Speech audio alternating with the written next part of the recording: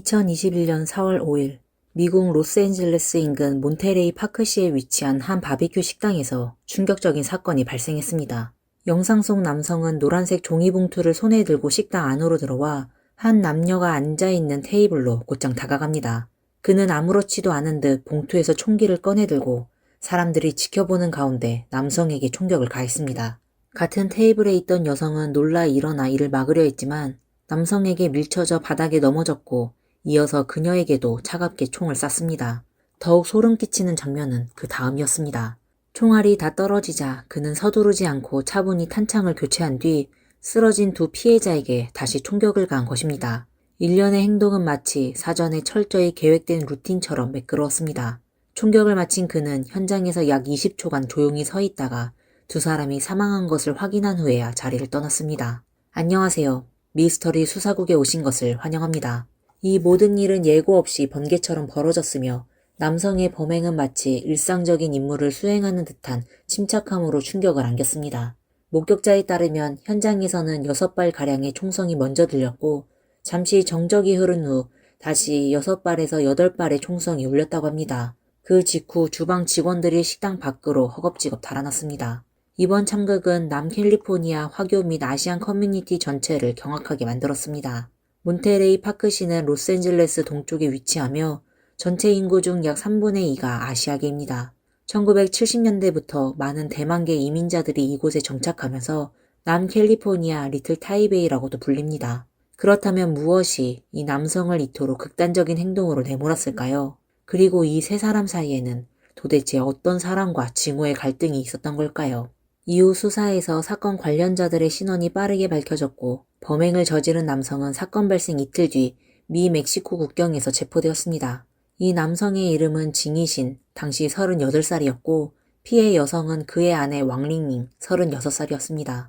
또 다른 피해 남성은 당시 37살의 리저밍으로 그는 왕링링과 평범하지 않은 관계였던 것으로 보이며 이것이 사건의 도화선이 되었던 것으로 추정됩니다. 징이신과 왕링링은 중국 허베이성 징신 출신으로 두 사람 사이에는 각각 11살, 9살 된 두 딸이 있었습니다. 징이신은 2013년 혼자 미국에 건너와 레스토랑과 건설 현장 등에서 육체노동을 하며 돈을 모았고 영주권을 취득한 후 2015년경 왕링링과 두 딸을 미국으로 불러들여 함께 생활하기 시작했습니다. 이들은 미국에 친척도 없고 친구도 거의 없는 상태였습니다. 그러던 중 팬데믹이 발생하면서 징이신의 일자리는 불안정해졌고 주로 단기 아르바이트로 생계를 유지하게 되었습니다. 그는 점점 아이들을 돌보는 가사 중심의 생활을 하게 되었고 왕링링은 마사지샵에서 일하며 하루 12간씩 주 6일 근무를 하는 등 가족의 경제적 중심이 되었습니다. 징이신의 어린 시절 친구이자 현재도 미국에 거주하며 교류 중이던 한 지인은 징이신은 충동적인 사람이 아니고 고향에서도 아내와 사이가 좋았으며 폭력을 행사한 적은 없었다 라고 증언했습니다. 미국에 와서도 양쪽 가족 간의 왕래가 있었고 지인의 딸이 종종 징이신 집에서 자기도 했습니다. 또한 지인의 가족은 장거리 화물트럭 운전을 하며 일정한 거주지가 없었기 때문에 LA 지역에 들를 때면 징이신의 집에서 하룻밤을 묵는 경우도 있었다고 합니다. 그러나 그들은 그 기간 동안에도 부부 사이에서 특별한 갈등이나 이상 징후를 전혀 감지하지 못했다고 전했습니다. 하지만 사건 발생 직전 징이신은 지인에게 전화를 걸어 곧 중국에 돌아갈 예정이니 두 딸을 잘 부탁한다고 말한 뒤 아무 설명 없이 전화를 끊었습니다. 통화 시간은 고작 1분 남짓이었고 이후 해당 지인은 징이신에게 수차례 총 10통 이상의 전화를 걸었지만 더 이상 연결되지 않았습니다. 그리고 그 직후 비극이 벌어진 것입니다. 징이신의 이웃들은 사건 전 몇 주 동안 부부가 자주 말다툼하는 소리를 들었다고 했습니다. 두 딸 또한 어느 날 가족회의 자리에서 부모가 만약 엄마 아빠가 헤어진다면 누구랑 살고 싶니? 라고 물었던 적이 있다고 증언했습니다. 사건 발생 전 왕링링은 침실에서 나와 거실 소파에서 따로 잠을 자고 있었고 부부는 이미 사실상 파탄 상태였던 것으로 보입니다. 그렇다면 무엇이 이 관계를 돌이킬 수 없는 파국으로 몰고 갔던 걸까요? 딸들의 회상에 따르면 사건 당일 왕링링은 평소와 달리 유난히 예쁘게 화장을 하고 옷도 단정히 차려입었다고 합니다. 가족과 외출할 때는 절대 그렇게 꾸미지 않았던 엄마가 그렇게 차려입은 것을 보고 아이들도 이상하게 느꼈습니다. 그리고 곧 리저밍이 차를 몰고 집 앞에 도착했고 왕링링은 거리낌 없이 남편과 아이들 앞에서 그를 따라 나섰습니다. 어쩌면 이 노골적인 행보가 징이신을 극도로 자극했는지도 모릅니다. 체포된 후 징이신은 보석 없이 구금되었고 2024년 10월 24일 사건 발생 3년 반 만에 이 사건은 정식으로 배심원 재판에 들어갔습니다. 그는 2건의 중범죄, 살인 혐의에 대해 모두 무죄를 주장했습니다. 이번 재판의 배심원 선정은 특히 신중하게 이루어졌습니다. 보통 하루면 끝나면 배심원 선발이 이 사건에서는 무려 이틀 반이나 걸렸고 총 60여 명의 예비 배심원 중 검찰과 변호인 양측의 철저한 심사를 거쳐 간신히 12명의 본 배심원과 3명의 예비 배심원을 선정했습니다. 공정성과 다양성을 확보하기 위해 최종 선정된 배심원 중 8명은 아시아계였습니다. 징이신은 이날 수의가 아닌 셔츠를 입고 법정에 출석했으며 머리는 체포 당시보다 훨씬 길어졌습니다. 표정은 평온했고 2명의 국선 변호사와 3명의 중국어 통역사의 도움을 받아 수일간의 재판을 성실히 마쳤습니다. 비록 범행 동기가 누구나 유추할 수 있는 혼인 파탄에 기인했지만 재판에서 검찰과 변호인 측이 각각 묘사한 범행 당시의 정황은 극명히 달랐습니다. 먼저 징이신의 2명의 국선 변호인은 이렇게 변론했습니다. 징이신은 조용하고 소극적인 성격의 성실한 남성으로 미국에 건너와 온갖 고된 일을 하며 돈을 모았고 가장 먼저 생각한 것은 아내와 2딸을 미국으로 불러 가족이 함께 행복하게 사는 것이었다고 합니다. 그는 가족을 위해 자신의 모든 시간과 에너지를 쏟았고 자녀들과 함께 바닷가나 설산에 놀러가며 최대한 절약하는 삶을 살았습니다. 그 이유는 단 하나, 훗날 딸들에게 더 많은 재산을 남겨주고 보다 나은 삶을 살게 해주고 싶어서였습니다. 사건 이후 징이신은 최소 8,000달러, 하나 약 1,113만 원의 현금을 소지하고 있었기에 사설 변호사를 선임할 수도 있었지만 그마저도 자녀를 위해 아껴두겠다며 무료 국선 변호인을 선택한 것입니다. 이에 반해 변호인이 묘사한 왕링링의 모습은 그와 극명히 대조됩니다.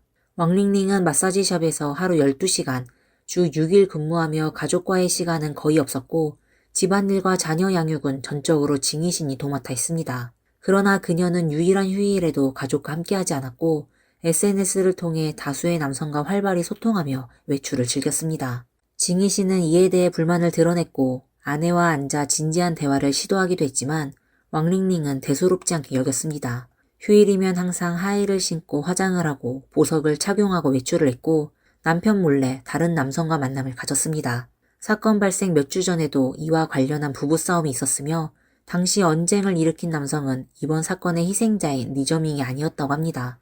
사건 당일 리저밍은 2딸 앞에서 말끔히 차려입은 왕링링을 태우고 갔고 이 장면은 징이신에게 극도의 수치심과 분노를 안겼습니다. 그는 범행 전 식당 근처를 차로 여러 차례 돌며 맴돌았고 범행 후 멕시코로 도주했다가 다시 걸어서 미국으로 돌아오다 체포되었습니다. 이러한 비합리적인 행동들은 그가 당시 정신적으로 완전히 무너져 있었다는 점을 보여줍니다. 범행 직후 징이신은 아내, 딸들, 어머니에게 각각 영상 메시지를 남겼습니다. 아내에게 보낸 영상에서는 만약 당신이 살아있다면 2딸을 잘 부탁한다 라고 말했고 다음 생이 있다면 다시 부부가 되고 싶다고 덧붙였습니다. 딸들에게 남긴 영상에서는 아빠는 중국으로 돌아가고 싶다며 엄마가 살아있다면 잘 보살펴드려라. 이 모든 건 아빠의 잘못이다 라고 전했습니다. 변호인은 징이신의 범행 후 영상 메시지를 근거로 그가 당시 극도의 분노와 혼란 속에서 이성적인 판단 능력을 상실한 상태였다고 주장했습니다. 영상에서 그는 아직 아내가 살아있다면 이라는 가정하에 메시지를 남겼는데 이는 그가 현실을 직시하지 못할 정도로 정신적으로 불안정했음을 보여주는 증거라는 것입니다. 또한 그는 영상 속에서 자살을 암시하는 발언도 남겼고 이는 당시 그가 감정적으로 극단적인 상태에 있었음을 반영합니다. 변호인은 징이신이 오랜 시간 가족을 위해 희생하고 헌신했지만 그 대가로 받은 것은 냉혹한 배신이었으며 그 감정이 극한에 달한 순간 일시적으로 이성을 잃고 비극을 저질렀다고 주장했습니다. 만약 아내의 외도가 없었다면 징이신은 절대 누구에게도 해를 가할 사람이 아니라는 것입니다. 따라서 이번 사건은 사전에 계획된 1급 중범죄, 계획적 살인이 아니라 격한 감정 폭발에 따른 우발적 범행 혹은 격정 범죄로 보아야 하며 이에 따라 혐의 역시 비계획적 상해 혹은 2급 범죄로 간주되어야 한다고 강조했습니다. 하지만 검찰은 이른바 상처 입은 남자로 포장된 이야기를 전혀 받아들이지 않았습니다. 검찰 측은 이 사건이 누가 봐도 잔인한 범죄라고 단언했습니다. 정희신과 왕링링의 결혼은 이미 오래전에 파탄났으며 두 사람은 이혼 문제를 두고 여러 차례 논의한 바 있습니다. 다만 코로나 팬데믹과 경제적 이유로 어쩔 수 없이 같은 집에 머물렀을 뿐입니다. 당시 36살이던 왕링링은 경제적으로 독립된 상태였고 더 나은 삶을 추구할 권리가 있었습니다. 사건 직전 그녀는 새 차와 새 휴대폰을 구매하며 자신의 미래를 준비하고 있었고 외모를 가꾸고 데이트에 나서는 모습은 단순히 실패한 관계에서 벗어나 새로운 인생을 시작하려는 모습이었을 뿐입니다. 하지만 왕링링의 이런 모습은 이기적인 징이신에게 큰 상처로 다가왔고 그는 아내가 새로운 인생을 시작하려는 것을 용납하지 못한 채 불만과 의심을 점점 키워갔습니다. 사건 발생 약 한 달 전 징이신은 왕링링에게 넌 수치스러운 사람이야. 네 불륜은 반드시 대가를 치르게 될 거야. 라는 메시지를 보낸 바가 있습니다. 검찰은 이 경고 메시지가 그가 이미 범행을 계획하고 있었음을 드러내는 강력한 정황 증거라고 봤습니다. 또한 사건 당일 드러난 여러 정황들도 이를 뒷받침합니다. 징이 씨는 식당에 들어가기 전 차량으로 식당 주변을 여러 차례 빙빙 돌았는데 검찰은 이것이 단순한 분노 표현이 아니라 마치 사냥감을 노리는 포식자처럼 범행 기회를 엿보는 행동이었다고 판단했습니다. 그날 식당 주차장에는 빈자리가 많았음에도 그는 차량을 주차장에 세우지 않고 길가에 세워두었습니다. 검찰은 이것이 범행 후 도주를 염두에 둔 계획적 행동이라고 주장했습니다. 또한 징이 씨는 리저밍을 공격할 때 머리, 얼굴, 그리고 중요 부위를 집중적으로 조준했으며 이는 단순한 공격을 넘어 아내를 처벌하려는 복수심에서 비롯된 잔혹한 행위였으며 피해자를 살려둘 생각이 전혀 없었음을 보여준다고 했습니다. 검찰은 사건 당시 현장 사진과 피해자들의 시신 부검 사진을 법정에 제출하며 설명을 이어갔고 이에 대해 징이 씨의 변호인은 이러한 사진이 배심원단에게 불공정한 인상을 남길 수 있다며 강하게 반대했습니다. 그러나 이 반대는 결국 재판부에 의해 기각되었습니다. 검찰이 제시한 증거에 따르면 징이 씨는 총기 6개를 소지하고 있었고 총기에 대해 강한 집착을 보였으며 은닉 소지를 허가받은 면허를 보유하고 있었습니다. 또한 그는 총기 안전 사용에 관한 전문 교육까지 이수한 상태였습니다. 그럼에도 불구하고 범행 당시 그가 선택한 것은 등록되지 않은 불법 개조된 총기였습니다. 이 총기는 암시장 부품으로 개조되어 탄창 용량이 더 커졌으며 당연히 공식 기록에도 존재하지 않아 추적이 어려웠습니다. 실제로 경찰은 사건 이후 지금까지도 해당 범행 도구를 찾지 못하고 있습니다. 이에 대해 징이 씨의 변호인은 검찰이 피고인의 모든 총기 사진을 증거로 법정에 제출한 데 대해 강하게 반발했습니다. 변호인 측은 실제 사용된 것은 소형 총기 한정에 불과하다며 나머지 총기 사진과 함께 제시되는 것은 배심원단에게 피고인이 위험한 인물이라는 인상을 줄 수 있고 공정한 판단을 저해할 우려가 있다고 주장했습니다. 하지만 이 반대 의견 역시 법원에 의해 기각되었고 검찰은 총기 사진을 포함한 모든 증거를 그대로 제시할 수 있게 되었습니다. 검찰은 이어서 더욱 충격적인 정황을 추가로 제시했습니다. 사건 직전 징이 씨는 두 딸에게 집안에 보관된 현금과 귀중품이 들어있는 금고 사용법을 가르쳤는데 이는 이전까지 한 번도 없던 일이었습니다.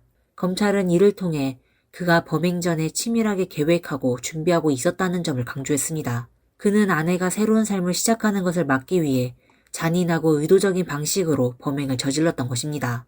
2025년 2월 5일 징이 씨는 2건의 1급 중범죄, 1급 상해 혐의 모두 유죄 판결을 받았고 로스앤젤레스 고등법원은 그에게 58년형에서 종신형까지의 형벌을 선고했습니다. 이는 가석방 가능성은 남아있지만 사실상 평생 복역할 수도 있다는 의미입니다.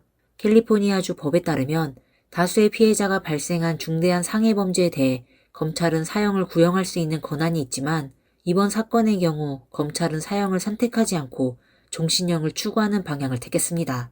1급 상해죄의 법정 최소 형량이 대체로 50년 이상이기 때문에 이번 판결은 법적 기준 안에서의 일반적인 중형으로 간주됩니다. 한편 징이 씨의 변호인이 주장한 상처받은 남자애로는 결국 배심원단에게 받아들여지지 않았습니다. 이 주장은 징이 씨이 감정적으로 격해져 순간적으로 범행을 저질렀으며 따라서 사건을 우발적 상해죄나 2급 범죄로 간주해달라는 취지였습니다. 실제로 미국 법은 피고가 사건 당시 정신적으로 통제력을 잃은 상태라는 것이 입증될 경우 형량을 줄이거나 죄명을 낮출 수 있도록 허용하고 있습니다. 그러나 배심원단은 이번 사건을 충분히 계획된 사전 의도가 있는 범행으로 판단했고 징이신 역시 정신 이상에 대한 진단서나 의료기록, 전문가 소견을 제출하지 않았기 때문에 이를 뒷받침할 증거도 없었습니다. 결국 그는 예외 없이 가장 무거운 책임을 지게 되었습니다. 이 비극적인 사건이 발생한 이후 징이신의 미성년 자녀 2명은 부모 모두 양육이 불가능해짐에 따라 향후 위탁가정으로 보내질 가능성이 커졌습니다. 두 아이에게는 평생 지울 수 없는 상처이자 인생을 뒤흔드는 중대한 전환점이 된 셈입니다. 이 사건은 단순한 가정 내 범죄가 아닌 결혼 붕괴로 인한 사회적 위기의 경고이기도 합니다. 가족 구성원 간의 감정 충돌이 발생했을 때 적극적인 대화와 감정 조절, 심리적 지지 시스템이 무엇보다 중요합니다. 많은 사람들은 이번 사건을 계기로 혼인 갈등 중재 시스템의 강화, 심리 상담 접근성 확대의 필요성을 더욱 강조하고 있습니다. 가정 내 문제가 터지기 전에 제도적으로 도움을 받을 수 있는 통로가 넓어져야 이와 같은 비극의 재발을 막을 수 있다는 것이 그들의 공통된 의견입니다. 오늘의 사건 이야기는 여기까지입니다. 여러분들은 이 사건에 대해 어떤 생각을 가지고 계신가요? 댓글을 통해 자유롭게 의견을 나눠주세요. 시청해주셔서 감사합니다. 다음 이야기에서 다시 찾아뵙겠습니다. 감사합니다. 안녕하세요. 미스터리 수사국입니다. 일본에서 사건 규모가 무려 40억엔, 한국 돈으로 약 371억 원에 달하는 사기 결혼 사건이 화제입니다.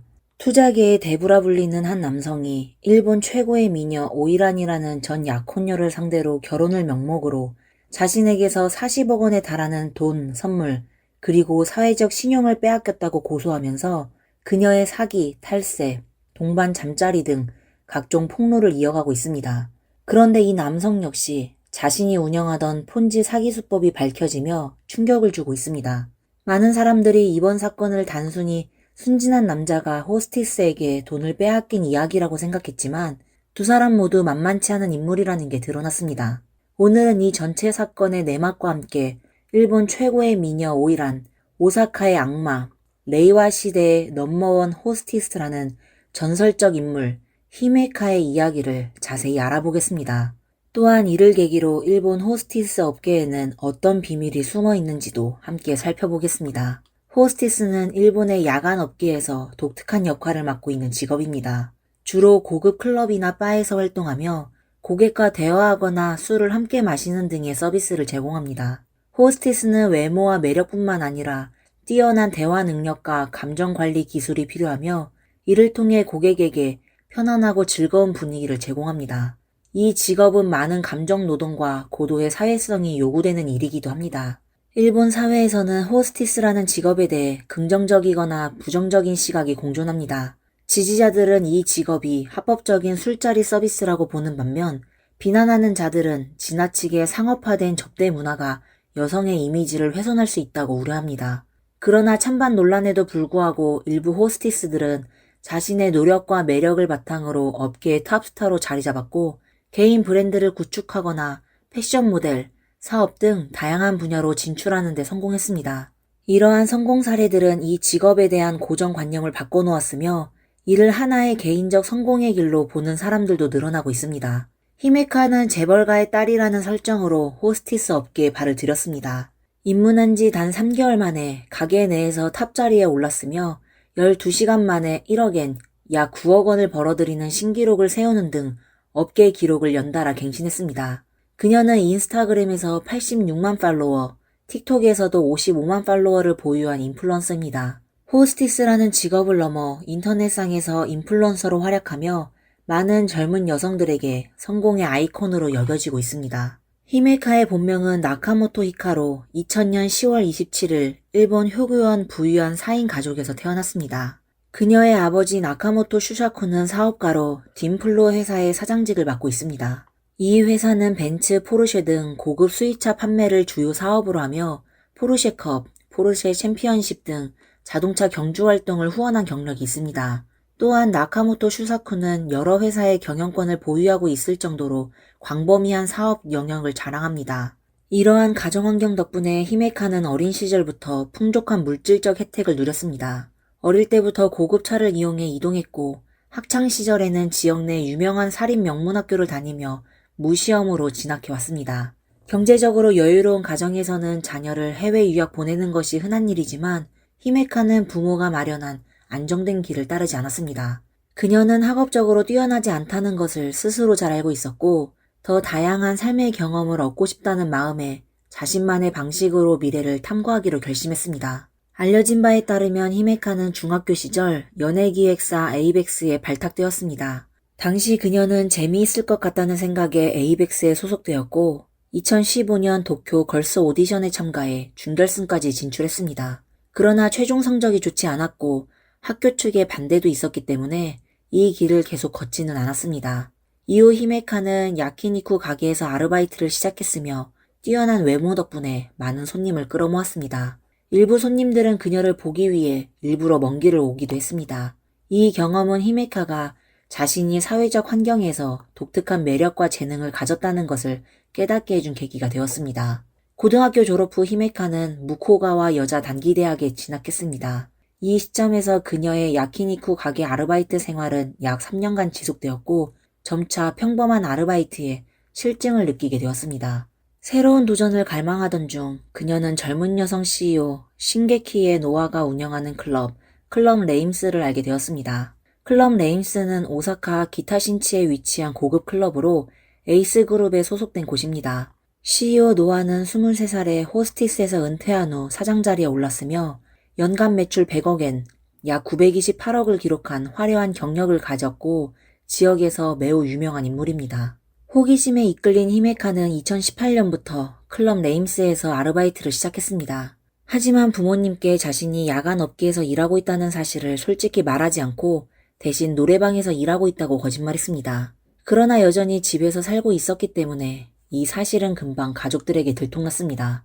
그녀의 어머니는 매우 화를 내며 우리 집은 돈이 부족하지 않으니 정말 필요하다면 경제적인 지원을 해줄 수 있다. 당장 일을 그만둬라 라고 말했습니다. 아버지도 엄격한 경고를 하며 어머니가 이렇게까지 말했는데도 공공연히 호스티스로 일하고 싶다면 한 달 안에 집에서 나가 독립하라고 했습니다. 18살의 히메카에게는 야간업계의 세계가 단순한 돈 이상의 매력을 가지고 있었습니다. 그녀는 클럽 레임스에서 매일 부유층, 정재계 인사, 유명인 등 사회적 성공을 이룬 사람들과 접하며 일반적인 대학 생활에서는 절대 경험할 수 없는 세계를 접하게 되었습니다. 클럽에서의 모든 것은 그녀의 호기심과 흥미를 자극했고 히메카는 드디어 자신이 정말 하고 싶은 일을 찾았다고 느꼈습니다. 그래서 과감히 집을 나와 독립하기로 결심했고 대학 2학년으로 진학할 시점에 휴학을 신청하며 일에 전념하기로 했습니다. 히메카는 한 인터뷰에서 처음에는 명확한 목표를 설정하지 않았다고 말한 바 있습니다. 예를 들어 반드시 인기 있는 호스티스가 되어 유명해진다거나 많은 돈을 벌겠다는 목표는 없었습니다. 오히려 사회에 대한 호기심과 다른 세계를 경험하고 싶다는 마음에서 배운다는 자세로 이 업계에 뛰어들었다고 했습니다. 그러나 이 일을 하며 업계를 더 깊이 이해할수록 그녀의 흥미와 야망은 점차 커져갔습니다. 입사 후 단 3개월 만에 가게의 넘버1 자리에 오르게 된 것입니다.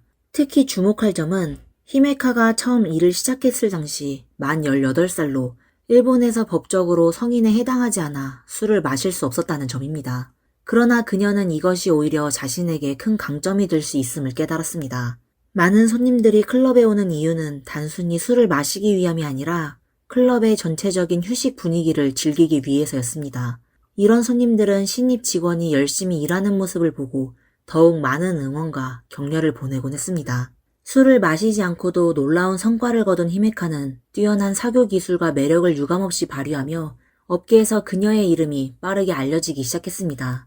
자신의 인지도를 높이고 고급 고객층을 유치하기 위해 히메카는 틱톡, 유튜브, 인스타그램, X 등 여러 소셜 플랫폼을 적극적으로 운영해 왔습니다. 그녀는 이 플랫폼들을 통해 자신의 일상과 패션 스타일을 공유하며 빠른 속도로 대규모 팬을 확보했습니다. 또한 히메카는 패션 잡지 에게아의 전속 모델로 활동하며 오사카의 작은 악마라는 별명을 얻었습니다. 이 잡지의 주요 독자층은 13살에서 20살 사이의 소녀들로 히메카는 종종 표지 모델 인기 투표에서 1위를 차지하며 젊은 여성들에게 큰 사랑을 받고 있었습니다. 잡지사 측에서는 히메카를 위한 팬미팅을 특별히 개최하기도 했습니다. 2021년부터 히메카는 간사이 최대 패션 행사인 간사이 패션쇼의 런웨이에 연이어 오르며 여러 패션 브랜드의 홍보대사로 활약했습니다. 일선 모델들의 견줄만한 아름다움과 몸매로 그녀의 인지도는 더욱 상승했고 이에 따라 예능 프로그램에도 초청받으며 연예계 내 입지를 확고히 다졌습니다. 히메카의 엄청난 인기는 클럽에 큰 매출 상승을 가져왔으며 그녀를 보기 위해 방문하는 고객이 끊이지 않았습니다. 남성들뿐만 아니라 여성들 또한 그녀에게 열광했습니다. 히메카의 팬층에는 미성년 여학생들도 많이 포함되어 있었는데 이들은 잡지와 텔레비전에서 빛나는 히메카의 모습을 보며 호스티스 업계에 대해 동경을 품기도 했습니다. まだ女子高生がなんかプレゼントだけって言って玄関まで来てるわ。はいはいはい。どうぞどうぞ。今日何十人も高校生来てるよ。そうなんですよ。うん。 이런 현상은 사람들 사이에서 우려를 불러일으켰는데 화려한 생활이 젊은 여성들의 가치관에 부정적인 영향을 미칠 수 있다는 걱정 때문이었습니다.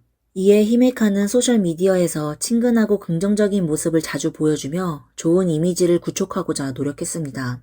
그녀는 클럽에서의 일과 현실 생활은 완전히 다른 세계이며 자신은 고등학교 시절 친구들과 쇼핑을 하거나 여행을 다니고 저렴한 옷을 입으며 평범한 생활을 더 좋아한다고 밝혔습니다. 이런 일상이 자신의 올바른 금전관을 유지하는 데 도움을 준다고도 덧붙였습니다. 또한 히메카는 종종 명품 가방이나 고급 시계를 SNS에 올리면서도 그 대부분이 자신이 힘들게 번 돈으로 산 보상품이라고 설명했습니다. 이런 태도는 그녀의 노력과 진정성을 보여주며 팬들에게 깊은 공감을 얻었고 그녀를 향한 긍정적인 평가를 이끌어냈습니다. 2022년 4월 히메카는 클럽 레임스에서 자매점인 클럽 레이즈로 이적하며 또다시 놀라운 성과를 보여주었습니다. 첫 출근 날 개인 매출이 5,300만엔, 약 4억 9천만 원에 달했으며 이적 후인 2022년과 2023년에는 연속으로 연매출 10억엔, 약 92억 원을 돌파하는 기록을 세웠습니다. 이와 같은 성과는 팬들에게 큰 감탄을 불러일으켰고 사람들은 그녀를 무적의 히메카라고 칭하며 클럽 레이즈에 또 하나의 전설을 추가했습니다. 여성 호스티스로서 누구도 쉽게 따라갈 수 없는 경지에 오른 히메카는 다음 단계로 나아가기로 결심했습니다. 2023년 10월 2일 그녀는 소셜미디어를 통해 은퇴를 공식 발표했습니다. 히메카는 이 일이 자신의 열정을 바친 중요한 직업이었으며 모든 것을 쏟아부었다고 말했습니다. 하지만 이제 새로운 목표를 찾기 어렵다고 느껴 자신을 새롭게 탐구하기 위해 은퇴를 결정했다고 밝혔습니다. 같은 해 10월 26일부터 28일까지 히메카는 은퇴 전 마지막 생일 이벤트를 열었고 단 3일 동안 5억엔, 약 46억 원의 매출을 기록하며 화려했던 클럽 여왕으로서의 커리어를 마무리했습니다. 생애 마지막 생일 이벤트 이후 히메카는 3개월 넘게 긴 휴가를 보냈습니다. 이 기간 동안 그녀는 여러 나라를 여행하며 좋아하는 포커 대회에도 참가했습니다. 하지만 휴가 중에도 팬들과의 소통을 잊지 않고 영상과 사진을 꾸준히 업로드하며 친밀한 관계를 유지했습니다. 히메카는 이미 모델 업계에서 상당한 인기를 쌓았기 때문에 대중들은 그녀가 은퇴 후 패션계나 연예계로 진출할 것이라고 예측했습니다. 그러나 그녀는 클럽이야말로 자신의 진정한 안식처라고 생각하는 듯 했습니다. 은퇴 발표 당시에도 자신을 키워준 에이스그룹에 보답하기 위해 그룹 내에서 다른 형태로 활동을 이어가겠다고 밝혔습니다. 한편 에이스그룹의 사장 아야다 타케시와 클럽 대표 쿠사모토는 히메카가 업계에서 미치는 영향력을 오래전부터 주목해왔습니다. 그들은 히메카를 클럽 레이즈의 새로운 사장으로 초빙하기 위해 지속적으로 설득했습니다. 히메카의 대중적인 매력과 풍부한 경험이 클럽에 새로운 활력을 불어넣을 것이라며 확신하며 그녀를 적극적으로 영입하려고 했습니다. 관리 경험이 전혀 없었지만 히메카는 특유의 하고자 하면 한다 라는 추진력으로 새로운 도전에 나섰습니다. 그녀는 2024년 2월 11일 X를 통해 오는 2월 15일부터 클럽 레이즈의 신임 사장직을 맡게 되었습니다 라고 발표했습니다. 짧은 머리 스타일과 블랙 수트를 입고 등장한 히메카는 이 결정은 가벼운 선택이 아닙니다. 플레이어와 경영자의 역할은 다르다는 것을 잘 알고 있습니다. 신중히 고민한 끝에 이 결정을 내렸고 꼭 해내겠다는 각오로 임하겠습니다. 여러분의 응원을 부탁드립니다. 라고 말하며 강한 의지와 프로다운 모습을 보였습니다. 이렇게 히메카는 노아에 이어 23살의 나이로 사장 자리에 오른 두 번째 전설적인 인물이 되었습니다. 여성 호스티스에서 여성 경영자로 도약한 히메카는 완전히 새로운 무대에 올랐습니다. 비록 전면적인 활동에서는 물러났지만 그녀의 인기는 여전히 뜨거웠고 과거 고객 중 일부는 매일같이 클럽 레이즈를 찾아 히메카를 응원했습니다. 그러나 히메카가 사장으로 취임한 지 약 반년 뒤 그녀의 전 금주이자 전 남자친구인 기쿠치 카게루가 소셜미디어에 파격적인 폭로를 하며 논란의 중심으로 떠올랐습니다. 그는 히메카에게 사기 결혼을 당했다고 주장하며 그녀의 모든 이미지는 가짜라고 폭로했습니다. 기쿠치는 히메카가 부잣집 딸이 아니라 단순히 돈만 밝히는 여성일 뿐이라고 주장했습니다. 또한 히메카가 과거 성형수술을 하지 않았다고 강조해왔지만 실제로는 얼굴과 몸매 모두 성형을 했으며 자신이 그녀의 가슴 성형에 약 270만엔, 하나 약 2,507만원을 지원했다고 밝혔습니다. 그뿐만 아니라 기쿠치는 히메카가 동반 잠자리를 했다고 폭로하며 그녀가 1억엔 이상의 증여세를 제대로 신고하지 않았다며 일본 국세청에 철저한 조사를 요청하기도 했습니다. 이 일련의 폭로는 히메카를 한순간의 논란의 중심에 서게 했고 그녀는 거센 여론의 비판과 의심 속에 놓이게 되었습니다. 2024년 9월 히메카는 화제의 토크쇼 이미다 코지의 폭로 미팅에 게스트로 초대되었습니다. 방송에서 진행자가 하루 동안 최고 매출액이 얼마였습니까? 라고 묻자 히메카는 담담하게 2억에서 3억엔 정도입니다. 라고 답하며 약 18억에서 27억 원에 해당하는 금액을 언급했습니다. 이 발언은 다시 한번 큰 화제를 불러일으켰습니다. 방송이 방영되기 전 일부 시청자들은 히메카의 논란 많은 과거를 이유로 방송국에 항의 서한을 보내며 그녀의 출연을 반대했습니다. 이들은 히메카가 공적 방송에 등장할 경우 젊은 세대에게 부정적인 영향을 미칠 수 있다고 주장했습니다. 그러나 방송국 측은 기쿠치 폭로가 아직 명확한 증거로 입증되지 않았음을 근거로 들며 프로그램을 예정대로 9월 21일에 방영하기로 결정했습니다. 히메카의 전 남자친구라는 신분을 떠나 클럽의 탑 고객이 될 수 있었던 사람은 결코 평범한 인물이 아닙니다. 폭로 내용을 자세히 들여다보기 전에 기쿠치 카케루라는 인물에 대해 먼저 알아보겠습니다. 기쿠치 카케루는 1977년 홋카이도에서 태어난 현재 47살입니다. 알려진 바에 따르면 그는 학력이 높지 않으며 도쿄의 한 전문학교를 졸업한 뒤 고향으로 돌아가 약 6년 반 동안 독학으로 외환거래를 공부했습니다. 그는 2009년 단 15일 만에 2,500% 이상의 수익률을 기록하며 천재 딜러로 불리기 시작했습니다. 2011년에는 일본 내 프라이빗 펀드의 외환 딜러로 활동을 시작했고 2013년에는 영국의 회사를 설립한 후 이듬해 해외 증권사의 외환 딜러로 전향했습니다. 이후 2015년과 2019년에 각각 EXIA 합동회사와 EXIA 프라이빗 리미티드를 설립하며 사업을 확장했습니다. 그는 다수의 외국계 기업에서 CEO와 CTO를 역임하며 투자 업계에서 큰 성공을 거두었으며 연간 수입이 약 10억엔에서 40억엔, 약 92억 원에서 371억 원에 달하는 것으로 추정됩니다. 기쿠치 카케루는 투자계에서 성공한 인물이지만 동시에 논란도 많은 인물입니다. 그는 유명한 플레이보이로도 알려져 있으며 특히 여성 호스티스들에게 각별한 관심을 보였습니다. 히메카뿐만 아니라 유명 여성 호스티스인 이치조 히비키, 나츠메 코코로 등과 교제한 적이 있으며 현재 여자친구인 에리카 역시 인기 여성 호스티스입니다. 기쿠치 카케루는 통큰 씀씀이로도 유명합니다. 그는 자신의 소셜미디어에 슈퍼카 명품 그리고 각종 사치스러운 생활사진을 자주 올리곤 했습니다. 그러나 그는 동시에 여러 건의 소송에 연루된 인물이기도 합니다. 이 소송 관련 내용은 뒤에서 자세히 다루겠습니다. 2024년 8월 말 기쿠치 카케루는 인스타그램에 2,000자 이상의 장문의 글을 게시하며 히메카가 자신에게 로맨스 사기와 결혼 사기를 저질렀다고 공개적으로 비난했습니다. 기쿠치는 두 사람이 2021년 3월 20일부터 결혼을 전제로 교제하기 시작했다고 주장했습니다. 같은 해 10월 히메카가 자신의 생일 이벤트를 앞두고 은퇴 의사를 밝혔기 때문에 그는 그녀를 위해 1억엔 약 9억 원 상당의 고급 샴페인 1000병을 준비했다고 합니다. 그러나 생일 이벤트 며칠 전 히메카는 갑자기 샴페인을 취소하며 아직 은퇴할 수 없다고 그에게 말했습니다. 기쿠치는 그녀의 결정을 이해하고 존중한다고 밝혔지만 동시에 이 관계를 계속 이어가는 것이 맞는지 고민하기 시작했다고 합니다.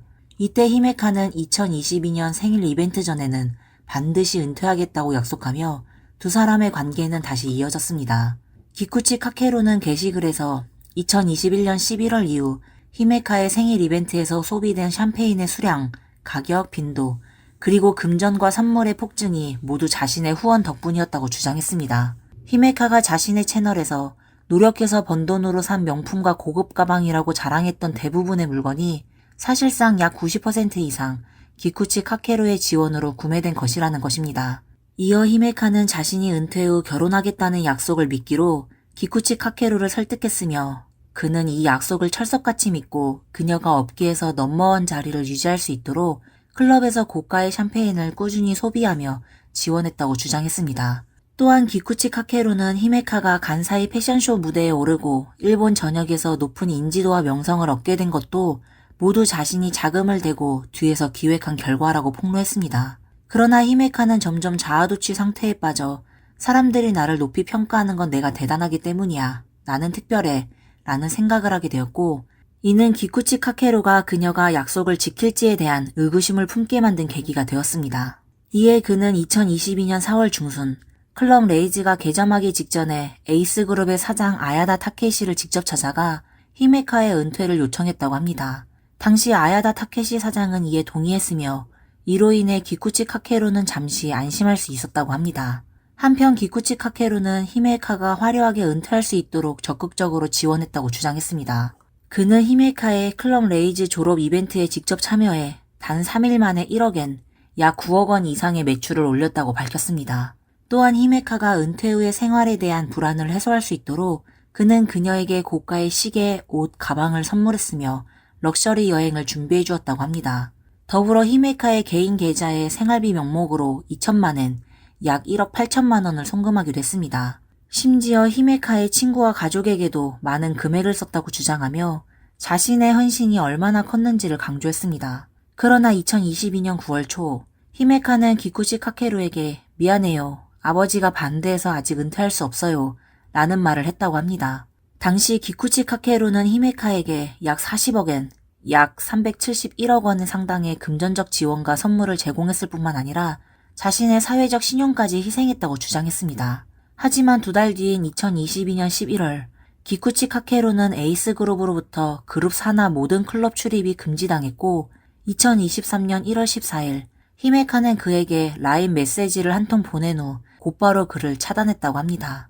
이때 기쿠치 카케루는 히메카의 모든 약속이 기만에 불과했음을 깨달았다고 주장했습니다. 기쿠치 카케루는 자신이 올린 장문의 폭로글 이후 인스타그램의 스토리를 통해 자신이 제기한 의혹의 증거라며 두 사람의 교제 기간 동안 찍은 사진, 동영상, 그리고 대화 내용을 대거 공개했습니다. 이로 인해 온라인에서는 큰 논란이 일어났습니다. 기쿠치 카케루는 폭로글에서 이번 공개의 목적이 금전이나 물품을 되찾기 위함이 아니라고 강조했습니다. 그는 지금까지도 단 한 푼도 돌려받으려 하지 않았다고 주장하며 이번 폭로는 자신의 경험을 통해 일본 사회의 공공의 이익에 기여하기 위한 것이라고 말했습니다.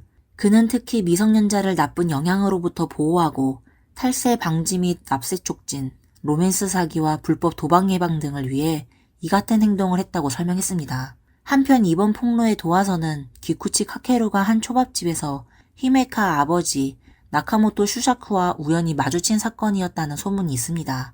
당시 나카모토 슈샤쿠로부터 무례한 대우를 받았고 이로 인해 불만을 품어 복수심에서 폭로를 결심했다는 이야기가 돌고 있습니다. 하지만 히메카와 기쿠치 카케루가 헤어진 지 1년 반 이상 지난 상황에서 외부에서는 그의 폭로 동기에 의문을 제기하고 있습니다.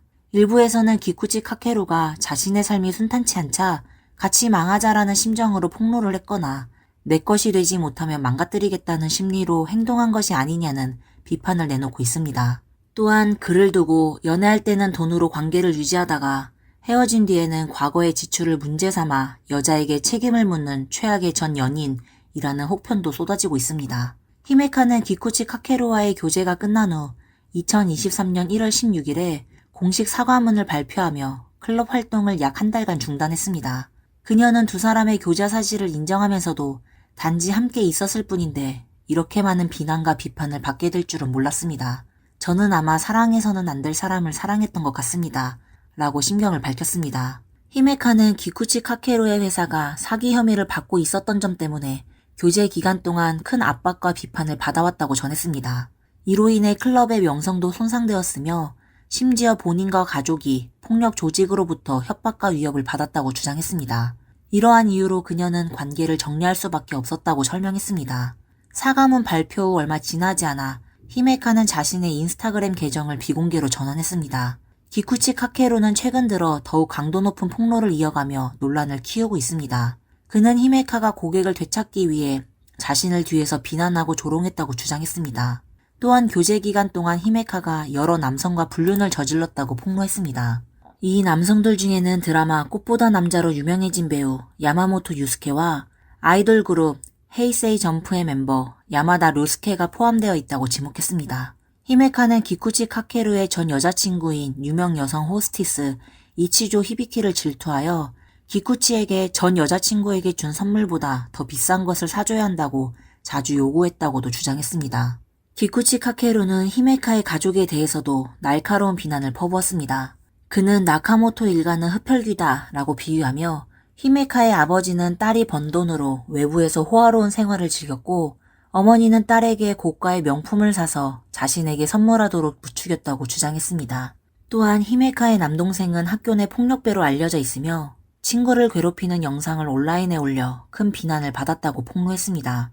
기쿠치 카케로는 이 사건을 무마하기 위해 돈을 들여 해결했다고 말하며 나카모토 가족 전체가 문제를 가지고 있다고 비난했습니다. 히메카와 기쿠치 카케루의 논란이 계속해서 확산되면서 점점 더 많은 폭로 내용이 수면 위로 드러나고 있습니다. 일부 네티즌들은 기쿠치 카케루의 처지에 동정심을 보이기도 했지만 더 많은 이들의 관심은 이 돈이 과연 어디서 나왔는가에 쏠려 있었습니다. 앞서 언급했듯이 기쿠치 카케루는 여러 건의 소송에 얽혀 있으며 그 자신도 히메카를 위해 사회적 신용까지 잃었다고 말한 바 있습니다. 이것이 과연 어떻게 된 일일까요? 2022년 한 주요 인물이 나서서 EXIA가 실제 투자가 없는 폰지 사기라고 고발했습니다. 이 인물은 바로 2015년 4월 기쿠치 카케루와 함께 EXIA 전신인 EXIA 재팬 합동회사를 공동 설립했던 전 부사장 이토 다이스케입니다. 2022년 5월 26일부터 이토 다이스케는 자신의 SNS를 통해 기쿠치 카케루가 운영하는 EXIA 회사에 문제가 있다고 지적했습니다. 그는 2023년 1월 26일에 발행된 주간 신초의 머니코너 유료판에서 EXIA의 내부 사정과 기쿠치 카케루의 여러 형태를 추가로 폭로했습니다. 이토 다이스케에 따르면 현지 회계 감독기관의 자료에 의거해 EXIA는 2017년과 2018년에 매출이 전무했으며 그 이후로도 어떠한 회계 자료도 제출하지 않았다고 합니다. 기쿠치 카케루는 EXIA를 통해 외환거래에서 막대한 이익을 얻은 것처럼 가장했지만 실제로는 아무런 실질적 투자를 하지 않았습니다. 만약 실질적 투자가 없고 새로운 투자자의 자금을 이전 투자자에게 배당금으로 지급한 것이라면 이는 의심할 여지 없는 폰지 사기입니다. 그럼에도 불구하고 기쿠치 카케루는 신주쿠 가부키초의 여성 접대부들에게 수억 엔을 낭비했고 현재는 오사카 기타신치의 여성 접대부들에게 빠져 있었습니다. 이 EXIA 투자회사는 한때 도쿄 로폰기의 초고층 빌딩에서 한 층 전체를 임대했으며 월 임대료가 무려 5천만 엔, 약 4억 6천만 원에 달했습니다. 회사는 약 50억 엔, 약 464억 원을 들여 사무실을 호화롭게 꾸몄습니다. 이러한 화려한 사무실이 투자자들의 관심을 끌어모으는 데 일조했다고 합니다. 기쿠치 카케루는 회사 대표로서 사치스럽기로 유명하며 유흥업소에서 하룻밤에 수천만 엔을 쓸 수 있고 현금을 사용해 3억 엔, 약 27억 원 상당의 고급 아파트를 구매하기도 했습니다. EXIA는 약 12,000여 명의 투자자로부터 723억 엔, 약 6,713억 원을 모금했습니다. 하지만 2021년 봄부터는 투자자들의 환금 요청을 감당하지 못하기 시작했습니다. 피해 보상과 지분 반환을 요구하는 소송이 잇따라 제기되었습니다. 소송이 빈번해지자 EXIA는 2022년 11월 로폰기 사무실에서 철수해 도쿄 도스미다구 긴시초의 오래된 사무실로 이전했습니다. 같은 달 말 EXIA의 암호화폐 자회사는 자금 부족 문제로 일본 금융청의 영업정지 명령을 받았고 부당 투자 권유 혐의로 기쿠치 카케루의 아메리칸 익스프레스 센츄리온 카드도 강제 중지되었으며 일부 자산은 일시적으로 압류되었습니다. 이후 기쿠치 카케루는 EXIA 사장직에서 사임했으며 관련 소송은 현재도 진행 중입니다. 기쿠치 카케루가 히메카의 탈세 혐의를 폭로한 사건에 대해 일본의 유명 세무사이자 유튜버인 스가와라 유이치가 자신의 유튜브 채널에서 의견을 공유했습니다. 기쿠치 카케루의 폭로에 따르면 히메카는 그로부터 약 25억 엔, 약 232억 원에 해당하는 선물을 받았으며 이는 명품, 가방, 보석 등 고가의 물품을 포함하고 있습니다. 심지어 그는 자신의 블랙카드를 그녀에게 마음대로 사용하도록 맡겼다고 합니다. 만약 이 폭로 내용이 사실이라면 일본의 증여세율 55%를 적용하고 미신고에 따른 중가산세 등을 합산할 경우 히메카가 최종적으로 부담해야 할 금액은 약 18.2억 엔, 약 169억 원에 이를 가능성이 큽니다. 또한 히메카가 파산 신청을 하더라도 증여세 납부 의무는 면제되지 않으며 납부하지 못할 경우 그녀의 재산은 압류될 위험에 처할 수 있습니다. 만약 결혼 사기 혐의가 사실로 드러나고 최종적으로 유죄 판결을 받을 경우 거액의 세금 추징 외에도 최대 10년 이하의 징역형에 처해질 가능성이 있습니다. 이 사건의 양측 모두 법적 회색지대에서 활동하는 인물이라는 점에서 사기꾼 대 사기꾼의 대결이라고 불리고 있습니다. 현재 두 사람의 논란은 여전히 진행 중이며 네티즌들은 앞으로의 전개를 주목하고 있습니다.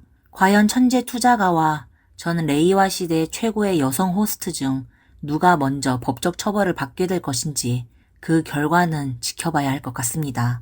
오늘의 내용은 여기서 마치겠습니다. 여러분은 이 사건에 대해 어떻게 생각하시나요? 댓글로 여러분의 의견을 나눠주세요. 다음에 다시 뵙겠습니다. 감사합니다. 안녕하세요. 미스터리 수사국입니다. 사람들 사이에는 다양한 감정이 존재합니다. 예를 들어 가족애, 사랑, 그리고 우정 같은 감정들입니다. 가족애는 선택할 수 없는 감정입니다. 태어나면서부터 특정 사람들과 가족 관계를 맺게 되죠. 반면 우정은 자신의 선택에 달려 있습니다. 목적이 분명한 가벼운 관계를 제외하면 우정이 깊어지면 가족애나 사랑을 뛰어넘을 수도 있습니다. 역사적으로 친구를 위해 희생을 감수한 사람도 많습니다. 하지만 반대로 친구를 험담하고 배신한 사람도 적지 않습니다. 따라서 우정은 상당히 복잡한 관계라고 할 수 있습니다. 인정해야 할 것은 두 사람이 친구가 되는 과정은 보통 같은 취미나 비슷한 가치관에서 시작된다는 점입니다. 이런 점에서 친구를 사귀는 일은 매우 순수한 과정처럼 보일 수 있습니다. 두 사람이 서로 대화가 잘 통하거나 함께 즐길 수 있으면 그것만으로 충분해 보이죠. 하지만 정말 그게 전부일까요? 이번 영상을 다 보고 나시면 여러분의 생각이 바뀔지도 모릅니다. 2006년 6월 9일 금요일, 엘리베마주 5번시에 사는 린지 브라운은 매우 들뜬 기분이었습니다. 그날 저녁 그녀는 집에서 여자들의 밤을 열 계획이었기 때문이죠. 여자들의 밤이란 몇몇 친한 여자친구들을 초대해 집에서 영화를 보고 술을 마시며 여자들만의 비밀스러운 이야기를 나누는 시간을 말합니다. 그래서 린지는 일찌감치 간단한 간식을 준비하며 친구들을 기다리고 있었습니다. 하지만 금요일은 평일이었기 때문에 정확한 모임 시간을 정하지 않았습니다. 각자 퇴근하고 알아서 오면 되는 것이었죠. 일찍 오든 늦게 오든 상관없었습니다. 대략 저녁 6시쯤 린지는 친구 로리앤 슬래신스키에게 전화를 받았습니다. 로리는 그날 저녁에 초대된 친구 중 한 명이었습니다. 전화를 통해 들려오는 소리를 미루어 보아 로리가 있는 곳은 꽤나 소란스러운 환경인 듯 했습니다. 로리는 린지에게 자신이 월마트에 가서 칵테일 재료를 좀 사려고 한다고 말했습니다. 물건을 산 후 바로 도착할 거라고 했죠. 린지는 로리에게 서두르지 말고 천천히 운전하라고 당부한 후 기분 좋게 전화를 끊었습니다. 이후 친구들이 차례차례 도착하면서 여자들은 금방 화기애애한 분위기를 만들었고 아주 즐거운 시간을 보냈습니다. 시간이 저녁 8시 30분쯤 되었을 때 린지의 휴대폰이 갑자기 울렸습니다. 확인해보니 또 로리였죠. 그제서야 린지는 로리가 왜 아직 오지 않았는지를 떠올렸습니다. 칵테일 재료를 사는데 2시간이나 걸릴 일이 아닌데 말이죠. 그래서 급히 전화를 받으며 로리에게 무슨 일이 있는지 물어보려고 했지만 상대방의 목소리는 들리지 않았고 몇 초 후 전화는 끊어졌습니다. 이런 상황에서 린지는 곧바로 다시 전화를 걸었지만 계속해서 받는 사람이 없었습니다. 혹시 로리가 갑자기 다른 계획이 생겨서 모임에 못 오게 된 건 아닐까 생각했습니다. 그래서 자신에게 전화를 걸었는데 신호가 좋지 않아서 연결이 되지 않았을 수도 있다고 여겼습니다. 린지는 다시 전화를 걸까 하다가 옆에서 친구들이 재촉하는 소리를 듣고는 간단한 메시지를 보내고 다시 모임에 합류했습니다. 그날 밤 여자들은 너무 신나게 놀았고 린지는 모임이 어떻게 끝났는지도 모를 정도였습니다.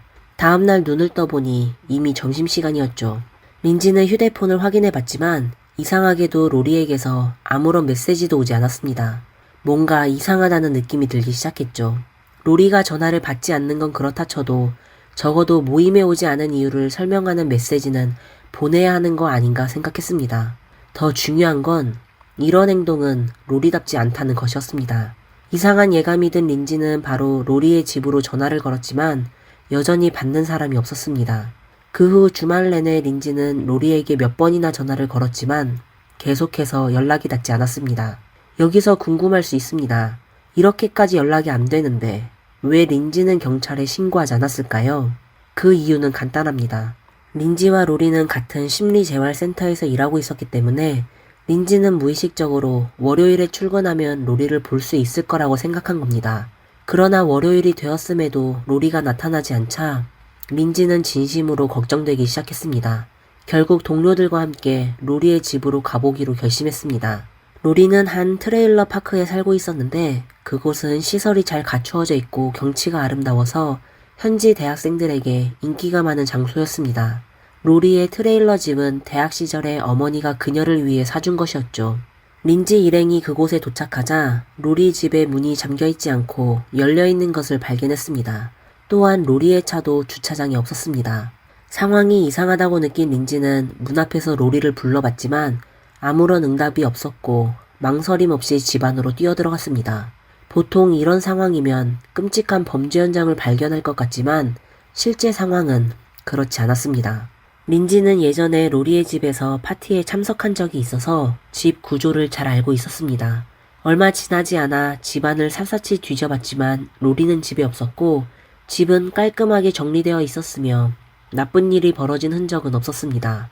혹자는 이렇게 말할 수도 있겠죠. 이건 별로 이상한 일이 아니고 로리가 집에서 사고를 당한 게 아닐 수도 있다고요. 맞는 말입니다. 처음에도 린지는 그렇게 생각했습니다. 하지만 그녀는 곧 이상한 점을 발견했습니다. 로리의 집에는 피넛이라는 요크셔 테리어가 있었습니다. 이 작은 강아지는 그때 작은 우리 안에 갇혀 있었습니다. 린지를 보자 피넛은 흥분해서 이리저리 뛰어다니며 꼬리를 흔들었고 매우 기뻐 보였습니다. 또한 건강 상태도 좋아 보였습니다. 만약 로리가 금요일 이후로 집에 돌아오지 않았다면 3일 동안 아무것도 먹지 못한 강아지가 이렇게 활발할 수 있었을까요? 그리고 3일 동안 먹지도 마시지도 않았다면 3일 동안 배설을 하지 않을 수 있었을까요? 왜냐하면 우리 아래쪽에 배설물 받침대가 아주 깨끗해서 아무런 배설물도 없었기 때문입니다. 즉, 이 강아지는 누군가의 돌봄을 받고 있었던 것입니다. 문제는 피넛을 돌본 사람이 과연 로리였을까요? 답을 찾기 위해 린지는 다시 집안을 둘러보았고 이번에는 정말로 새로운 단서를 발견했습니다. 주방에서 작은 러그 3장이 사라졌습니다. 린지는 로리가 예전에 피넛이 타일 위를 걷는 것을 싫어한다고 말했던 것을 기억하고 있었습니다. 그래서 로리는 주방 바닥에 작은 러그 3장을 깔아 피넛이 밟을 수 있게 했었죠. 그 외에도 로리 집 앞에 있던 쓰레기통이 사라진 것도 이상했습니다. 이러한 점들을 종합해보니 린지는 강아지를 돌본 사람이 로리가 아닐 가능성이 높다고 생각했습니다. 회사로 돌아온 후 린지는 이 상황을 사장에게 보고했고 사장은 즉시 로리의 어머니인 알린 슬레신스키에게 연락을 취했습니다. 딸이 실종되었다는 소식을 들은 알린은 두말 없이 남편과 함께 로리의 집으로 향했습니다. 린지와 마찬가지로 로리의 부모도 집 안팎을 샅샅이 뒤졌고 또 다른 새로운 단서를 발견했습니다. 로리의 침실에 있던 집 전화의 전화선이 사라진 것이었죠. 이 사실을 확인한 부부는 경찰에 신고하기로 했습니다. 처음에 경찰은 이 사건을 대수롭지 않게 여겼습니다. 왜냐하면 5번시는 대학 도시라서 경찰서는 자주 젊은이들이 실종되었다는 신고를 받았고 실제로 며칠 지나면 실종된 사람들이 무사히 돌아오곤 했기 때문입니다.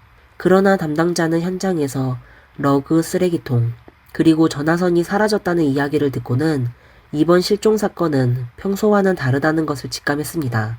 그래서 조사팀은 망설임 없이 로리 주변 사람들을 대상으로 조사를 시작했습니다. 그 과정에서 조사팀은 지난 금요일 린지가 파티를 열었고 로리가 그 약속을 지키지 않았다는 사실을 알게 되었습니다. 그와 동시에 린지는 매우 중요한 단서를 제공했습니다.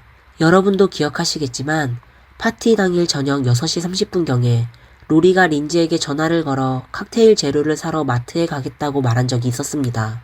린지는 경찰에게 당시 통화 중 다른 사람의 목소리를 들었다고 전했습니다. 공교롭게도 그 목소리의 주인공을 린지는 알고 있었는데 그는 바로 로리의 친구인 릭 애니스였습니다.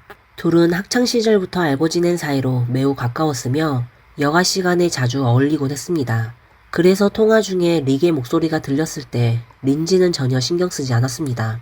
하지만 이제 상황이 달라졌습니다. 로리가 실종되었고 릭은 그녀를 마지막으로 본 사람일 가능성이 컸기 때문입니다. 이에 경찰은 긴장을 늦추지 않고 즉시 릭을 찾아가 금요일에 그와 로리가 어떤 행적을 보였는지 조사하기 시작했습니다. 경찰의 질문에 릭은 자신이 아는 모든 것을 털어놓았습니다. 그는 금요일 저녁 6시경에 자신이 로리와 함께 있었음을 인정했습니다. 하지만 두 사람이 헤어질 때까지 로리는 멀쩡하다고 말했죠. 그러자 경찰은 당신과 로리는 어떤 관계였습니까? 라고 물었고 릭은 솔직하게 우린 그냥 친구일 뿐이에요 라고 답했습니다.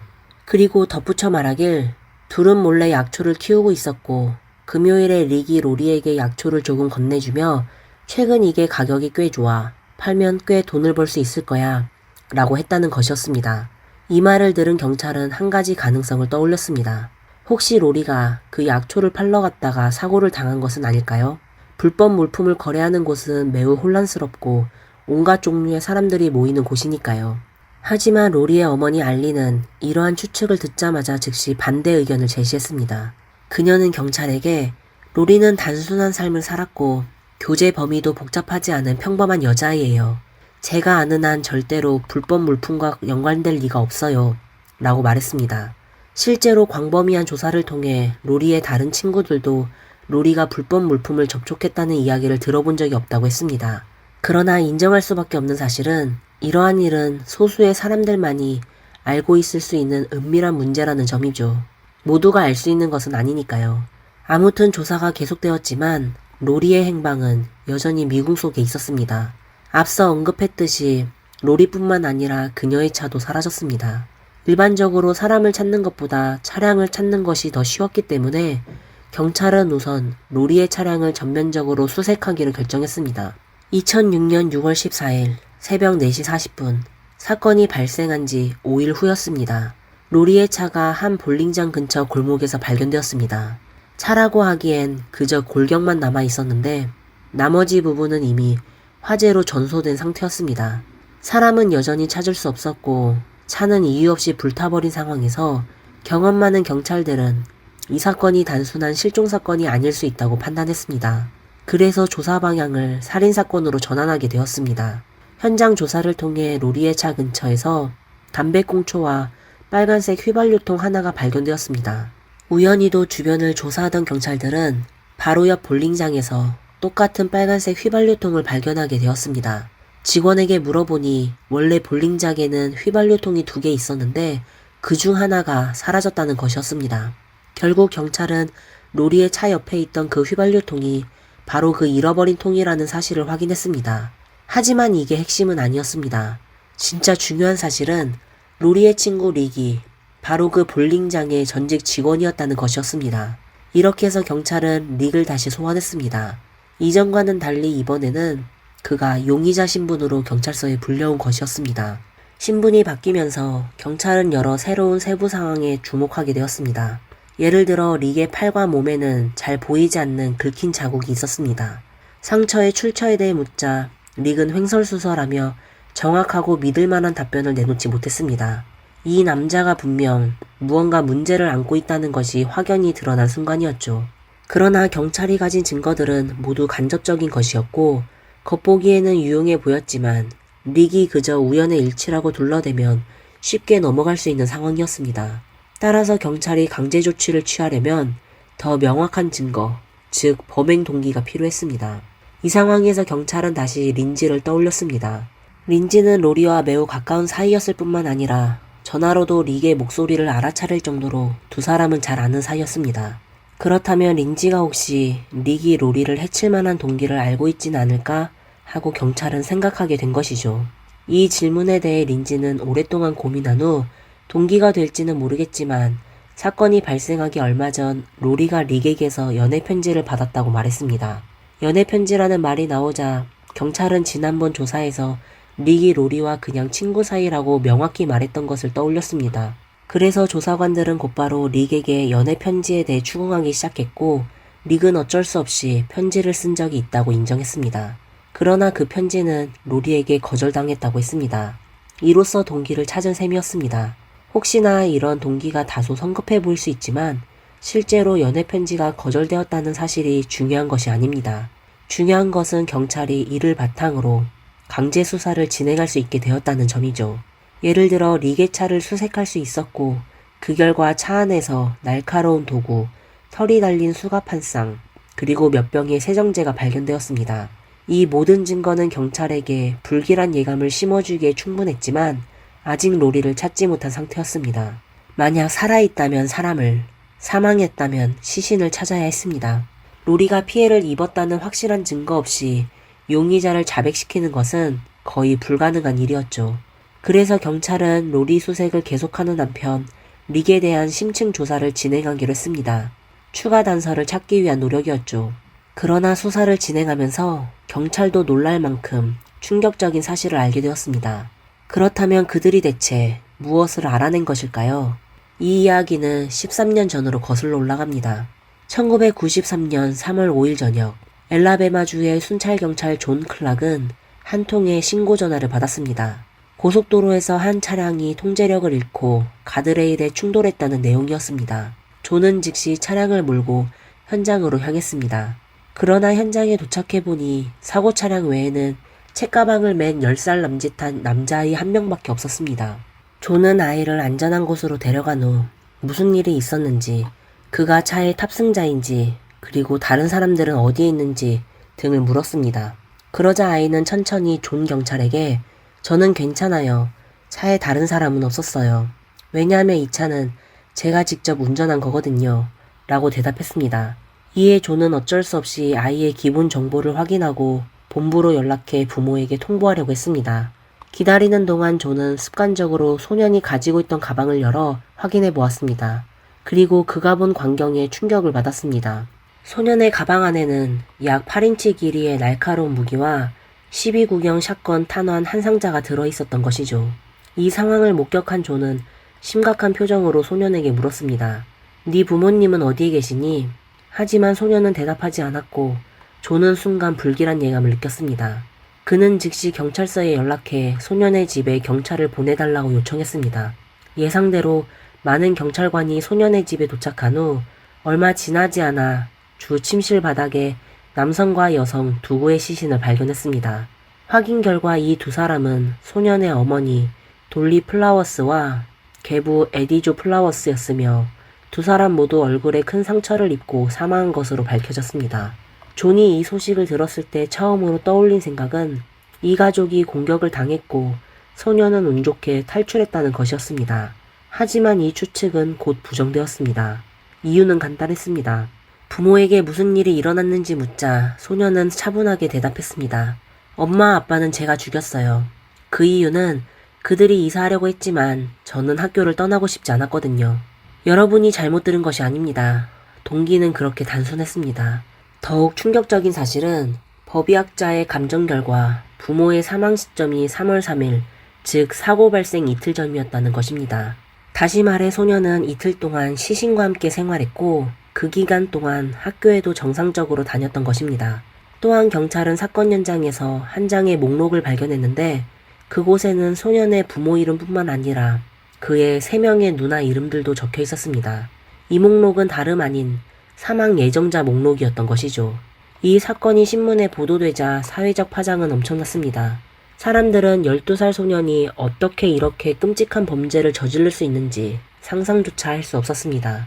그러나 미성년자 보호를 이유로 소년의 이름은 공개되지 않았으며 심지어 재판도 받지 않았습니다. 결국 그는 엘리베마주 소년구치소에 수감되었고 21살이 되자 석방되었습니다. 그가 출소하자마자 만난 사람이 당시 대학생이었던 로리였습니다. 이제 여러분도 짐작하셨겠지만 이 소년은 다름 아닌 로리 실종 사건의 용의자 릭 애니스였습니다. 그의 끔찍한 과거를 알게 된 경찰은 로리가 이미 사망했을 가능성이 매우 크다고 확신하게 되었습니다. 그러나 여전히 시신도 직접적인 증거도 없는 상황에서 릭을 기소할 수 없었습니다. 시간이 지나면서 로리 실종 사건은 범인의 신원을 알고 있음에도 불구하고 미제 사건으로 남게 되었습니다.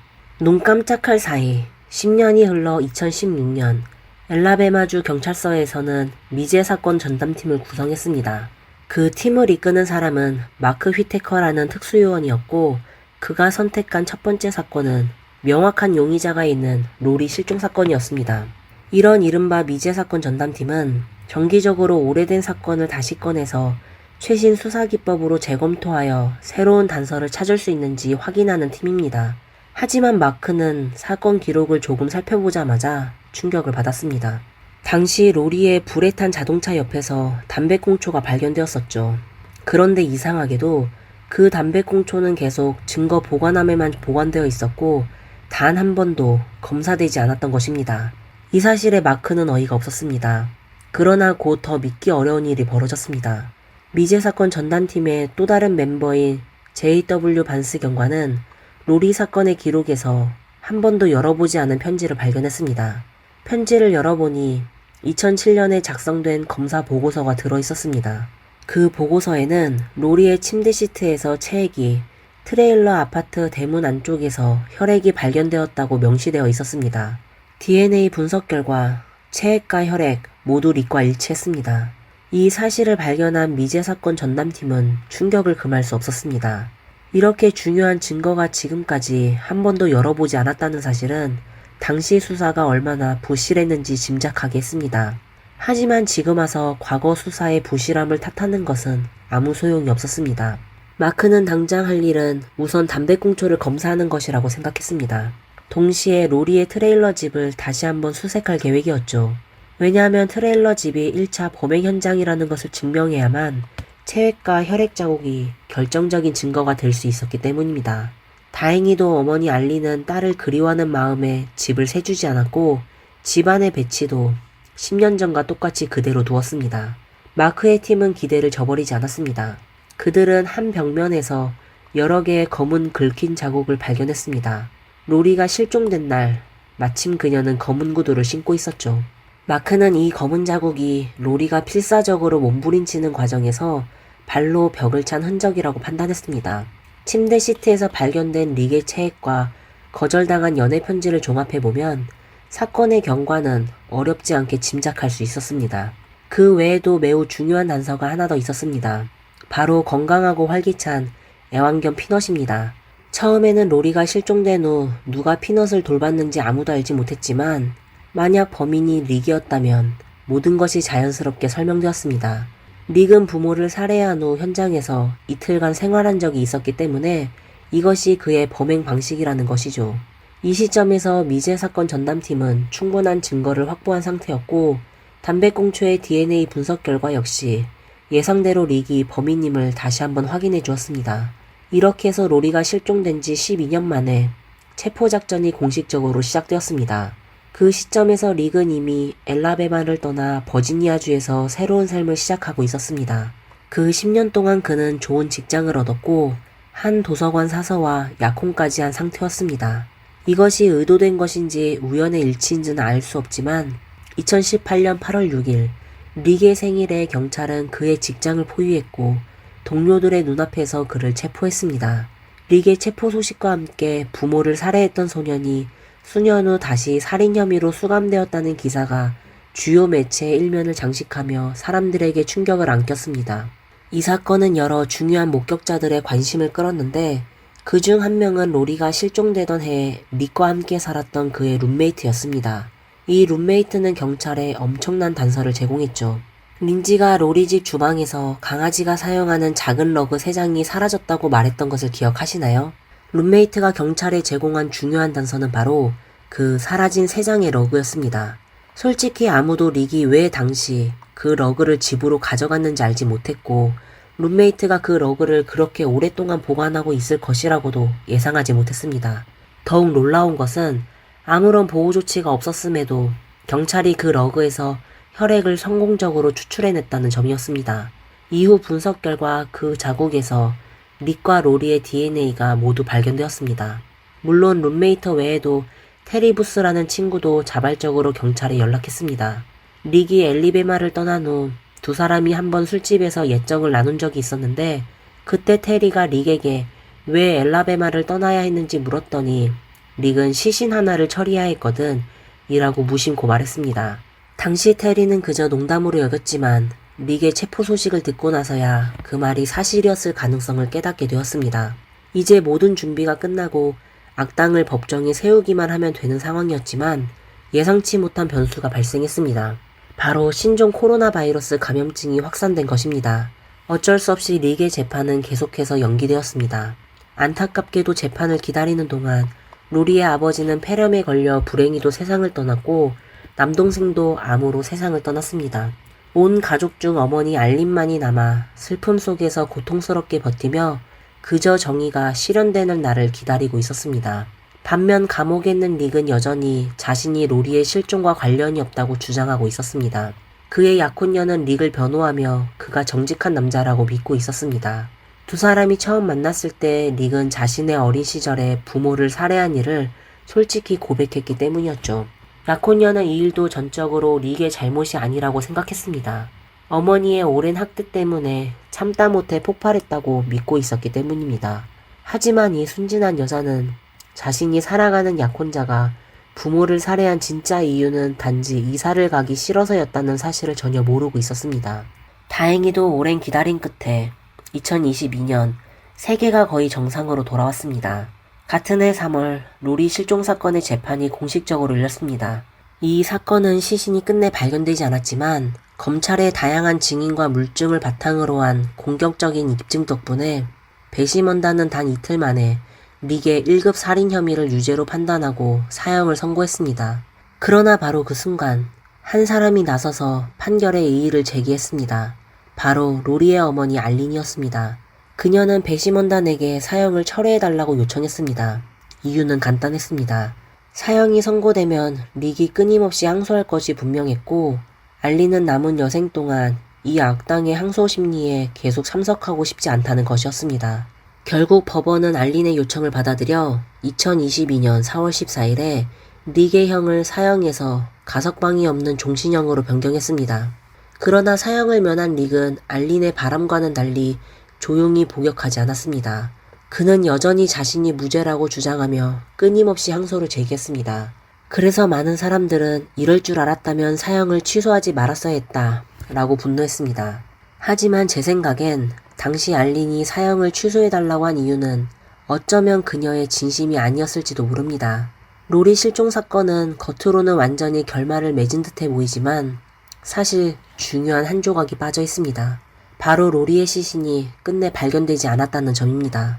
그래서 알린이 무기징역으로 감형을 요구한 진짜 이유는 어쩌면 릭이 언젠가 양심의 가책을 느끼고 진실을 말해주기를 바랐기 때문일지도 모릅니다. 만약 릭이 사형을 당했다면 로리가 어디로 갔는지는 영원한 미스터리로 남았을 것입니다. 그러나 어떠한 경우에도 알린은 딸이 다시 돌아오지 않을 것이라는 사실을 마음속으로는 받아들인 듯 합니다. 그녀는 로리의 트레일러 집을 자기 집 마당으로 옮겨 딸이 그리울 때마다 그 안으로 들어가 함께했던 아름다운 추억을 떠올립니다. 이번 이야기는 여기서 마치겠습니다. 저희 영상을 좋아하신다면 좋아요와 구독을 잊지 말아주세요. 여기는 미스터리 수사구였습니다. 다음에 다시 뵙겠습니다. 감사합니다.